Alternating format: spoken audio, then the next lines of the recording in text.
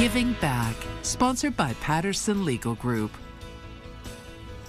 We're excited to partner with Patterson Legal Group in our Giving Back segment, where local nonprofits are recognized for the great work they're doing to make our communities better places to live. Each week, Patterson Legal Group recognizes a new nonprofit and presents them with a $500 check. This week, we're proud to spotlight the Kansas Coalition Against Sex and Domestic Violence. Take a look. Hi, I'm Tyler Patterson with Patterson Legal Group. This week's Giving Back recipient is the Kansas Coalition Against Sexual and Domestic Violence. I'm here with Teresa and Liz. Tell us a little bit about the group. So the Kansas Coalition Against Sexual and Domestic Violence is a statewide voice for survivors, victims of domestic and sexual violence in the state of Kansas. And we support the programs across the state who provide direct services to victim survivors of sexual and domestic violence. This is critically important work, and for all the great things you guys are doing, we're excited to give you a check today for $500. Thank you so much. It's greatly appreciated. And joining us now is Michelle McCormick with the Kansas Coalition Against Sex and Domestic Violence. Good morning. Good morning. So to start off here, tell us about the organization. You know, what's your guys' history? How long have you guys been around? Yeah, the Kansas Coalition, or we call it KCASDV, has been around for more than 40 years and really came together because there are direct service providers across the state of Kansas who you might think of them as like the shelter programs, or they have crisis hotlines to serve victims and survivors of domestic and sexual violence. And really they needed a membership association. They needed an organization that could work on sort of the larger issues, the public policy issues, to help organize training, that kind of stuff from a statewide perspective, in order to, be a place where they could all come together and get support. And so the coalition was formed by a group of folks who had worked in those programs and came together and celebrated a 40th anniversary a couple of years ago. And so been around for a while, and primarily, we like to point out sort of the differences between our nonprofit and those local domestic violence and sexual violence programs. Because most of us at KCSDV have worked in those programs, and so we have experience providing that direct support. But our agency is not open 24 hours a day providing crisis support. Okay. And instead, we are providing support to those programs that do that work through training, through technical assistance. We help them, if they need to work with their legislators to educate about issues that are affecting those they serve. We're able to help, create those avenues for them and help provide that support.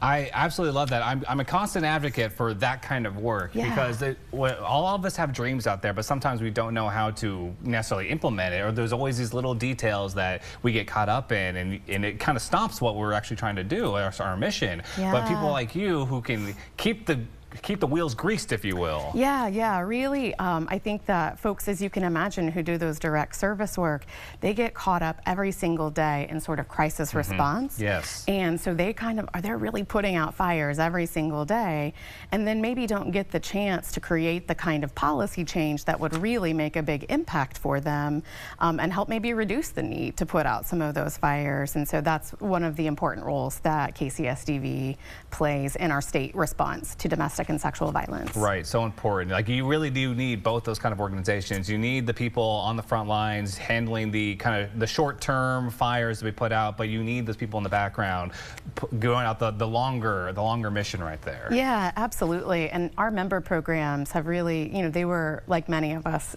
deeply impacted by the COVID pandemic, and had significant turnover, workforce challenges, like we've heard a lot of folks talk about. And so we really have been, really drilling down on how can we support them with training, technical assistance, because many of them have new staff members. And so we are making sure that we can provide them, top of the line training so that they then provide great services to victims and survivors. to continue that mission of, further support across the area. How was the donation from Patterson Legal Group kind of able to help with this? Yeah, the Patterson Legal Group donation was really valuable to us because we have, one of our programs specifically is to provide what I think of as gap funding or emergency financial assistance to our member programs to the direct benefit of victims and survivors. So many of our programs, for example, they work collaboratively with community partners to be able to find like first month's rent or deposit assistance for survivors who are trying to start over. But maybe the survivor needs 4 new tires on their vehicle, and that isn't something commonly that folks can get through grant funding or other ways. And so our Emergency Financial Assistance Fund, which is available to our member programs who then apply on behalf of the victims and survivors they're working with, really helps to fill that gap and fill that need. And so the donation from Patterson Legal Group went into the Emergency Assistance Fund, and we will be able to open that fund back up on October 1st of this year. And so advocates will be able to apply again for those, for the ability to serve survivors with some emergency financial assistance. Wonderful. It's so great to be able to support the community like that. Yeah, absolutely. What's your role in all of this? How does it feel to be a part of this organization, to be helping out the community like this? Absolutely. So I'm incredibly proud. I'm the executive director of KCASDV, and actually I just was offered that opportunity earlier this year after serving in a number of roles in our state, but always serving victims and survivors of domestic and sexual violence. And so I started out over 25 years ago at one of those shelter programs, answering the hotlines and taking those calls. And so really to be able to get to this point where I get the opportunity to work with incredible colleagues across the state to do this work, I'm incredibly proud, and I feel it's an honor really to be able to be in the role where I can support them, knowing that their mission is connected to supporting victims and survivors. Absolutely amazing. And can you speak upon like the impact the organization has had on the community, being there from the ground, from 25 years, from the bottom, I want to say bottom, but yeah. you're on the front lines to now right here? Well, yeah, absolutely. I can remember times 25 years ago where I called KCASDV to get help as an advocate. You would run into situations where it was like, who's addressing this issue? And at the time I was a children's advocate in the shelter program in Topeka, and needed to know like what is the best practice to safety plan with children and help them understand the difficulties that they were experiencing and support them. And KCASDV offered training, they'd offer support, they would connect me with resources nationally even in order to get the best information possible so that I could do my job best. And so I think about how much I value that experience and want to make sure that our staff are still providing that level of support to advocates today.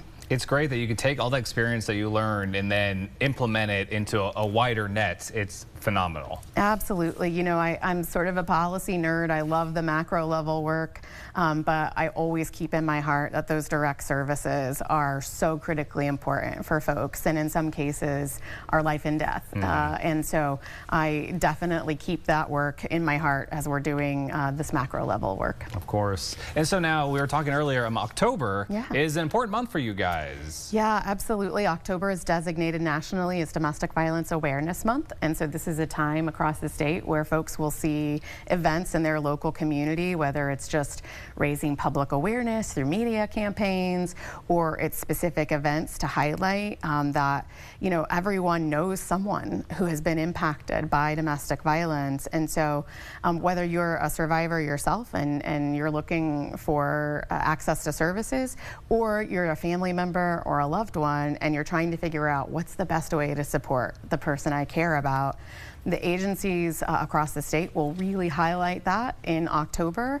Although, of course, they're highlighting it every day and every month. October is one of those months where you should see an increased level of conversation about domestic violence. It's always great to bring out the awareness, but as you said, every day, all year round, unfortunately. Yeah. And so how can people kind of further help help you guys out here? Are you guys looking for like donations or volunteers, workers? Like what's it look like? Certainly, and the answer to that question will depend on what community you're in our state, but all of our 25 member programs have websites which will tell you sort of their need in particular. Most of them have a wish list of donated items that they're looking for, whether that's toiletry items for their shelter, or if they're looking for specific financial support because they're trying to build a new shelter or address some of those maintenance needs.